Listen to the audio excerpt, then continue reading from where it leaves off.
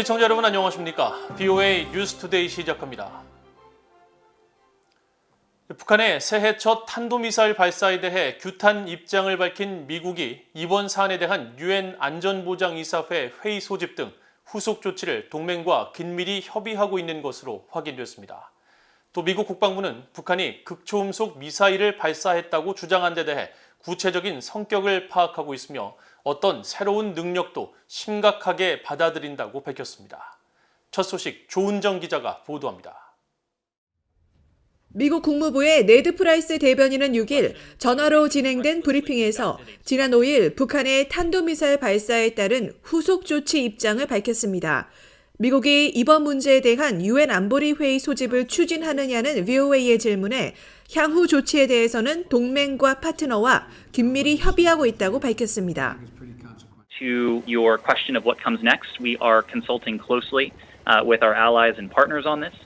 Our commitment to the defense of the Republic of Korea and Japan remains ironclad and will remain in very close touch with our treaty allies in the Indo-Pacific and with our allies and partners around the world on this as well. 프라이스 대변인은 이어 북한의 이번 탄도미사일 발사는 북한의 불법 무기 프로그램이 야기하는 불안정을 강조하는 것이라고 규정하고 추가 도발 자제와 실질적인 대화 복귀를 촉구했습니다. It is in violation of multiple UN Security Council resolutions. It poses a threat to the DPRK's neighbors in the international community. And that's why we call on the DPRK to refrain from further provocations and to engage in sustained and substantive dialogue. 프라이스 대변인은 그러면서 북한의 탄도미사일 발사에 대한 규탄 입장을 재확인하면서 인도태평양 사령부가 밝혔듯이 당장 미국 측 인력이나 영토, 동맹들의 직접적인 위협이 되지는 않는다고 설명했습니다. 미국 국방부는 북한의 어떠한 새로운 능력도 심각하게 받아들이고 있다는 입장을 밝혔습니다. 국방부 대변인인 마틴 메이너스 중령은 6일 VOA 뉴스센터에 북한이 극초음속 미사일에 대한 시험 발사를 성공했다고 발표한 보도를 인지하고 있다면서 최근의 발사에 대한 구체적 성격을 평가하고 있다고 밝혔습니다. 이어 북한의 최근 발사 평가와 후속 조치를 결정하는데 동맹과 긴밀히 협의하고 있다고 강조했습니다. 이런 가운데 토니 블링컨 국무장관은 6일 화상으로 개최된 일본과의 외교 국방장관 2+2 회의 모두 발언에서 북한의 최근 탄도미사일 발사 문제를 직접 거론했습니다. Meanwhile, the DPRK's unlawful nuclear and missile programs pose an ongoing threat, and we saw that again this week with the most recent launch. 블링컨 장관은 그러면서 이번 회의에서 중국과 러시아, 북한 등의 진화하는 위협에 대응하는 새로운 방법이 중점적으로 논의될 것이라고 밝혔습니다. VOA 뉴스 조은정입니다. 일본의 기시다 후미오 총리와 호주의 스콧 모리슨 총리가 정상회담을 갖고 지난 5일 북한의 탄도미사일 발사를 강력히 규탄하면서 북한의 핵과 미사일 활동이 국제사회의 평화와 안정을 위협하고 있다고 비판했습니다. 두 정상은 6일 화상 정상회담 뒤 발표한 공동성명을 통해 두 나라의 안보와 방위 분야 협력을 논의했다고 밝히고 특히 지난 5일 북한의 탄도미사일 발사는 유엔 안보리 결의 위반이라는 점을 분명히 하고 이를 규탄했다고 밝혔습니다.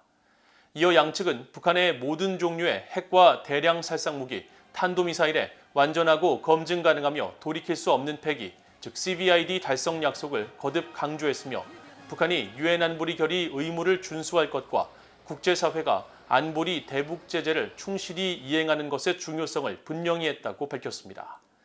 한편 하야시 요시마사 일본 외무상도 이날 메부르트 카부소글루 터키 외무장관과 화상회담을 갖고 최근 잇따른 북한의 미사일 발사 행위에 대한 양국의 우려를 확인했으며 터키 정부는 북한 정권에 의한 일본인 납치 문제 해결에 대한 일본 정부의 입장을 적극 지지한다고 밝혔다고 일본 외무성은 전했습니다.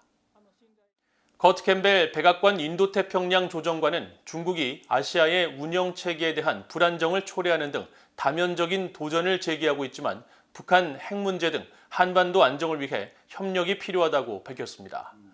바이든 행정부 내 인도태평양 정책을 총괄하는 캠벨 조정관은 6일 민간단체 카네기 국제평화재단이 주관한 화상대담에서 이란은 물론 북한과의 핵 협상에서도 중국의 역할은 필수적이라면서 미국과 중국 모두 국제 무대에서 비확산 규범 유지로 인한 이득을 공유하고 있다고 말했습니다.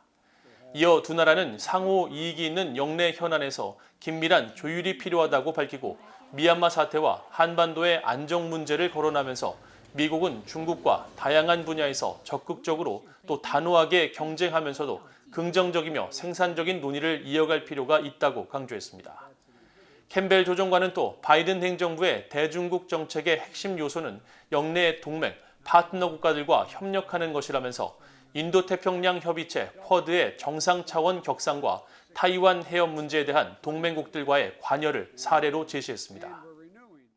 북한이 새해 들어 탄도미사일 시험 발사로 무력 시위를 벌이자 미국 의회에서는 바이든 행정부가 미국 본토 방어 역량을 더 강화해야 한다는 지적이 나왔습니다.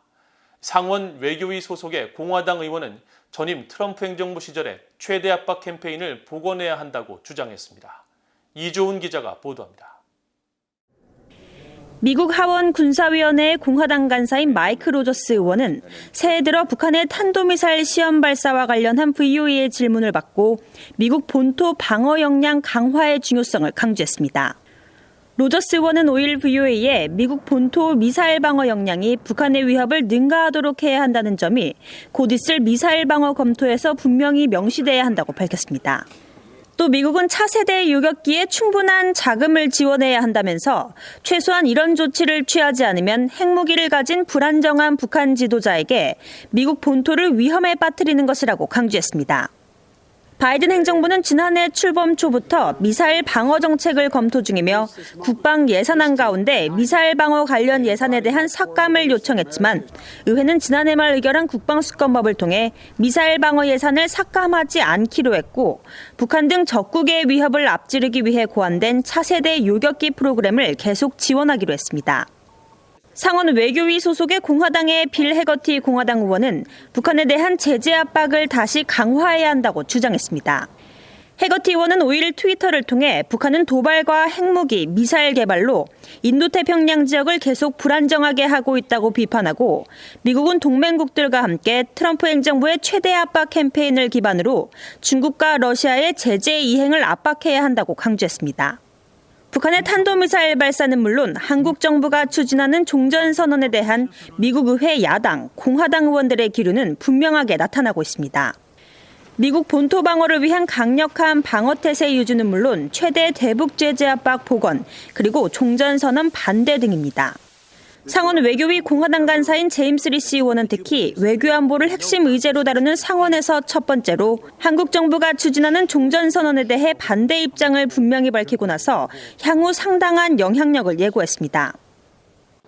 반면 여당인 미국 민주당 측에서는 북한이 지난해 여러 차례의 단거리 탄도미사일 시험 발사 때도 그랬던 것처럼 이번에도 아직까지는 별다른 반응을 내놓지 않고 있습니다. VA 뉴스 이조은입니다. 북한이 지난 5일 극초음속 미사일을 발사한 것은 지속적으로 미사일 개발을 하겠다는 신호를 보내고 있는 것이며 미국 정부는 북한 문제 해결을 위해 중요성을 더 인식할 필요가 있다는 지적이 나왔습니다.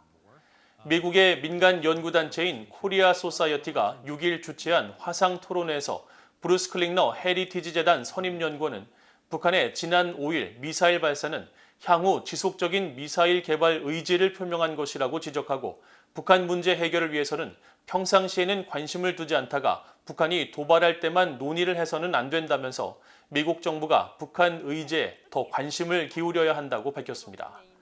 또 한국 문재인 정부가 적극 추진하고 있는 종전선언과 관련해서는 북한과 한국 일각에서 주한미군 철수 논의 등으로 번질 수 있다면서 우려를 나타냈습니다.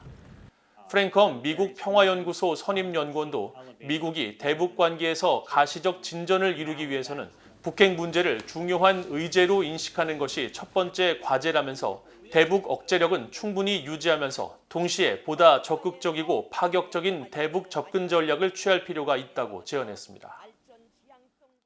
유럽연합 EU는 북한이 아직 코로나 백신 등 관련 지원을 요청하지 않았으며 이에 따라 북한을 코로나 관련 지원을 담당하는 유럽연합 시민보호기구에 포함하지 않았다고 밝혔습니다. 유럽연합 인도지원 재난관리사무국 대변인은 6일 EU 차원의 직접적인 대북 코로나 백신 지원 계획을 묻는 VOA의 질문에 백신 등 코로나 대응 지원은 유럽연합 시민보호기구에서 담당하며 각국의 공식적인 요청이 들어와야 해당 기구에서 지원 분야 조정과 공동 자금 조달 등의 절차를 밟게 된다고 설명했습니다. 이어 정기적인 대북 지원 프로그램이 중단된 배경을 묻는 질문에는 시간이 갈수록 지원단체들의 대북 접근이 더 제약을 받기 때문이라면서 북한 내 인도 지원 필요성은 더욱 높아지고 있지만 북한은 국경을 굳게 닫고 있고 이에 따른 인도주의 단체들의 접근은 가로막혀 있다고 답했습니다. 이상으로 VOA 뉴스투데이를 모두 마칩니다. 시청해주신 여러분 고맙습니다.